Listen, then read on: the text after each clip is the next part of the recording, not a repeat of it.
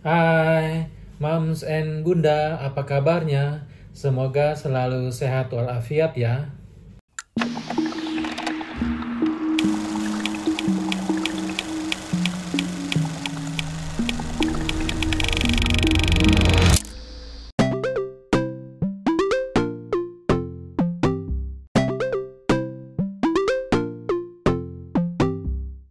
Moms and Bunda, kali ini saya akan menceritakan sedikit tentang istilah kedokteran yang disebut laparotomi.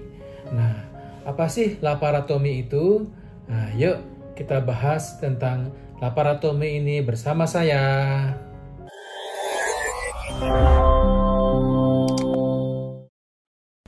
Moms and Bunda, laparotomi itu adalah istilah kedokteran yang merupakan suatu prosedur bedah ya untuk membuka rongga perut manusia ya.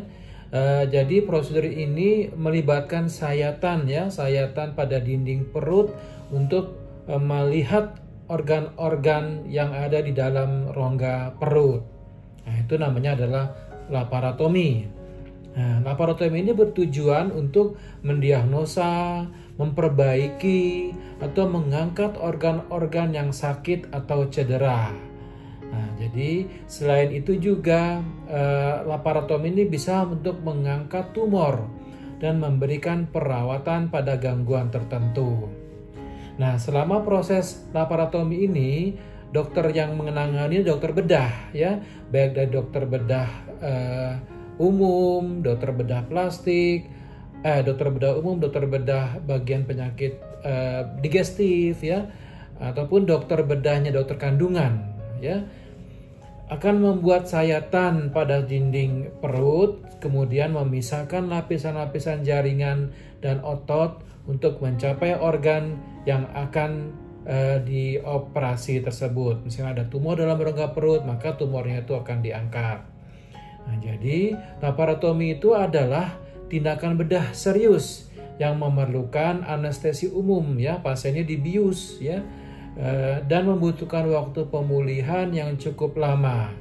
Nah, prosedur ini efektif dalam berbagai situasi medis tergantung pada kebutuhan dari setiap tindakan. Indikasi laparotomi ya. Indikasi adalah apa alasannya sehingga dilakukan tindakan bedah dinding perut ya, yaitu indikasinya adalah membantu dokter untuk mencari masalah di dalam perut ya, atau organ-organ di bagian dalam. Nah, selain itu prosedurnya itu juga efektif membantu mengobati kondisi-kondisi atau penyakit-penyakit tertentu, misalnya mengetahui mengapa pasien mengalami sakit perut ya, atau apakah seseorang mengalami cedera pada perut. Nah, prosedur ini juga dapat melihat penyebab lain ya yang ada dalam rongga perut, seperti adanya penyakit tumor ya, endometriosis atau kanker. Nah, ya. Jadi operasi laparotomi ini untuk penyakit apa saja sebenarnya ya. Nah, jadi bisa dipakai bedah dinding perut itu untuk misalnya kehamilan di luar kandungan atau kehamilan ektopik ya, endometriosis ya, jadi adanya sel-sel rahim itu di luar kavum uteri, kavum rahim ya, adanya radang pada usus buntu ya, cedera atau trauma pada organ dalam, infeksi pada perut, adanya kelainan atau adanya usus yang bocor atau disebut dengan perforasi usus ya, kanker usus besar ya, hati, pankreas, kanker ovarium, adanya batu pada empedu, ada kelainan pada usus lain-lainnya ya, radang pada pankreas, adanya bisul atau nanah pada hati, adanya nanah pada bagian perut, peritoneum bagian dalam, bagian peritoneum, ada penumpukan nanah di perut atau panggul ya, adanya perlengketan atau jaringan-jaringan parut di dalam perut, radang peritoneum atau disebut dengan peritonitis, dan pendarahan saluran pencernaan. Nah, itu semua ada dalam rongga perut. Nah, gimana cara kita ngobatinya? Tentunya dengan membedah dinding perut tersebut. Nah, dari penyakit-penyakit yang ditemukan tadi dalam perut itu, maka dokter bedah itu akan melakukan tindakan laparotomi ya, jika seseorang mengalami sesuatu di dalam rongga perutnya yang tidak diketahui misalnya penyebabnya. Nah, prosedur ini juga diperuntukkan bagi orang-orang yang mengalami luka trauma atau benturan atau adanya kecelakaan ya yang menyebabkan adanya trauma tumpul pada dinding atau bagian dalam perut. Nah, jadi dokter itu akan merekomendasikan laparotomi ya, laparotomi eksplorasi untuk melihat ada kelainan apa dalam rongga perut. Misalnya ini ada penyakit-penyakit kehamilan ektopik ya, endometriosis tadi, radang usus buntu, perforasi usus, kanker usus besar, hati dan lain-lain. Nah ya, jadi kita akan membuka dinding perut untuk memastikan ada apa yang terjadi yang menyebabkan seseorang itu jadi terlalu sakit perutnya atau adanya kecelakaan yang menyebabkan trauma atau penyakit yang ada dalam rongga perut. Nah, sebelum melakukan tindakan pembedahan dinding perut tadi, ada persiapan-persiapan yang harus dilakukan oleh seorang dokter untuk melakukan perencanaan tindakan laparotomi. Misalnya satu, adanya penjelasan dan persetujuan ya. Dokter bedah itu akan menjelaskan prosedurnya ya, kemungkinan resikonya dan alternatif serta hasil yang akan diinginkan. Ya, dokter itu akan tenaga kesehatan atau perawat-perawat dan dokter kerjasama itu antara dokter, perawat dan juga keluarga pasien itu harus dilakukan komunikasi ya, diminta persetujuannya dan pasien itu harus tanda tangan supaya mengerti apa yang akan dilakukan terhadap pasien tersebut. Jika pasiennya tidak bisa komunikasi, artinya pasiennya sedang nyeri sekali, kita bisa berikan tanda tangan atau persetujuan tindakan kepada suami atau orang tua atau keluarga pasien yang berdekatan dengan pasien tersebut. Nah, kemudian dilakukan penilaian fisik ya. Jika memungkinkan itu dokter bedah akan melakukan survei terhadap kondisi kesehatan pasien ya, yang pada saat ini bagaimana, terus obat-obatan yang akan yang pernah dioperasi yang dilakukan pada operasi sebelumnya ya. Nah, itu kemudian mereka akan melakukan beberapa tes medis dasar ya, seperti ronsen, tes darah laboratorium untuk memastikan ya operasi dan anestesi umumnya itu akan aman yang akan kita lakukan. Nah, berikutnya adalah persiapan ususnya ya. Ususnya itu harus dibersihkan dulu sebaiknya ya. Membersihkan usus dengan cara memberikan obat sehingga bersih dari kotoran-kotoran ya. Obat-obat yang dilakukan misalnya obat pencahar ya. Obat pencahar ini diberikan sehari sebelumnya sehingga pasien yang akan dioperasi itu akan mengeluarkan kotoran-kotoran yang ada di dalam perut, dan juga pasien sebaiknya puasa ya atau menjalankan diet sehari sebelum tindakan operasi. Yang keempat adalah sterilisasi alat ya. Sebelum operasi itu dimulai ya, tim medis itu mungkin memberi pasien kebersihan antiseptik ya, scrub ya, untuk digunakan saat mandi ya, untuk membersihkan dan mensterilkan perutnya. Nah, tim medis juga akan membersihkan bulu-bulu untuk membersihkan mikroorganisme yang mungkin bersembunyi di rambut-rambut tubuh pasien. Nah, itu dilakukan persiapan-persiapan sebelum tindakan operasi. Nah, selama melakukan tindakan operasi ya, pasien itu dibius ya, baik ada yang secara umum, ada yang sebagian, tergantung dari berat ringannya dan jenis dari operasi bedah yang akan dilakukan.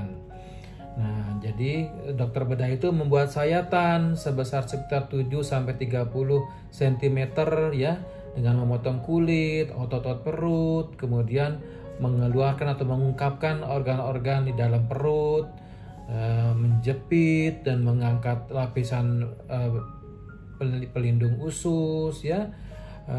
Lapisan ini melapisi rongga perut ya, rongga usus ya, untuk menutupi sebagian besar organ dalam perut. Kemudian memeriksa atau menangani gangguan yang alami oleh pasien, contohnya angkat tumor ya, atau menghentikan pendarahan pada organ, menjahit yang luka dan lain-lain. Ya, terakhir, dokter ini akan membersihkan rongga perut dari darah ya, dari bekas operasinya tersebut, dan menjahit kembali bekas sayatan yang sudah dilakukan selama operasi. Nah, itu adalah tindakan-tindakan garis besarnya ya dalam melakukan operasi laparotomi. Setelah tindakan operasi laparotomi tersebut ya, pasien kemudian dipindahkan ke ruangan pasca persalinan, pasca operasi, yaitu ruangan observasi namanya ya, di sekitar 2-3 jam di ruangan pemulihan tersebut ya. Di situ dokter atau perawat itu akan memantau tanda-tanda vital pasien ya, sampai ia tersadar dari anestesi dan tidak ada perburukan dari keadaan umum pasien. Kemudian setelah itu pasien akan dipindahkan kembali ke ruangan pemulihan selama beberapa hari ke depan. Ruangan rawat maksudnya ya.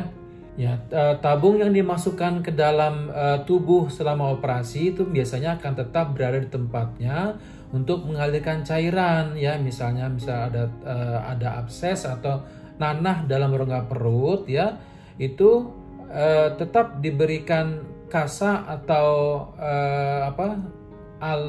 bahan supaya nanah atau sisa cairan yang masih ada dalam perut itu akan dialirkan keluar melalui rongga abdomen, rongga perut. Nah, itu tindakan yang dilakukan jika ada operasi abses atau bisul yang ada nanahnya banyak dalam perut. Jadi tidak ditutup secara total ya, sebagian itu dimasukkan kasa atau bahan-bahan yang bisa mengalirkan cairan sisa nanah atau cairan rongga perut sehingga bisa keluar melalui ruang abdomen. Nah, itu ada beberapa jenis contoh operasi yang tetap dimasukkan bahan atau tabung di dalam rongga perut. Nah, kemudian dokter akan memantau beberapa hari, kadang 1 minggu kemudian, untuk melihat apakah operasinya itu membaik atau apakah perlu dilakukan tindakan operasi kemudian. Nah, itu ada penilaian setelah dilakukan kontrol pada beberapa hari selanjutnya. Untuk tindakan operasi itu kadang ada juga efek samping selama operasi. Antara lain misalnya adanya cedera yang tidak disengaja ya pada organ sekitarnya ya, adanya pendarahan yang berlebihan dari pembuluh darah yang terbuka, infeksi, luka, dan terhambatnya proses penyembuhan setelah operasi ya. Areanya menjadi mati ya, misalnya syarafnya terpotong jadi areanya terasa kebas-kebas ya, bekas sayatan atau tempat otot yang terbelah ya. Terbentuknya jaringan parut ya, yang dapat mengganggu organ, misalnya perlengketan dalam rongga perut, adanya penyumbatan di usus atau sakit perut akibat perlengketan ya, adanya gerakan usus yang terganggu ya, gangguan pencernaan seperti sembelit atau susah buang air besar, komplikasi dari anestesi seperti mual dan muntah, pusing dan lain-lainnya. Itu adalah semua merupakan efek samping yang bisa ditemukan ya pada pasien selama atau sesudah tindakan operasi laparotomi. Nah, yang terakhir, pasien jika sudah sehat, ya, sudah dilihat vital sign-nya bagus, keadaan umumnya bagus, luka operasinya baik, atau misalnya dilakukan tetap dipasang kapas atau kasa di dalam perut dan lain-lain, itu dipantau, nanti akan diobservasi kemudian hari, pasien disuruh kontrol dan diberikan pengobatan selama pasien dipulangkan ke rumah. Nah, demikian Bunda keterangan-keterangan yang cukup bermanfaat dari saya ya untuk Moms and Bunda diketahui ya. Sampai jumpa kembali di episode-episode selanjutnya. Salam sehat Bunda. Dah.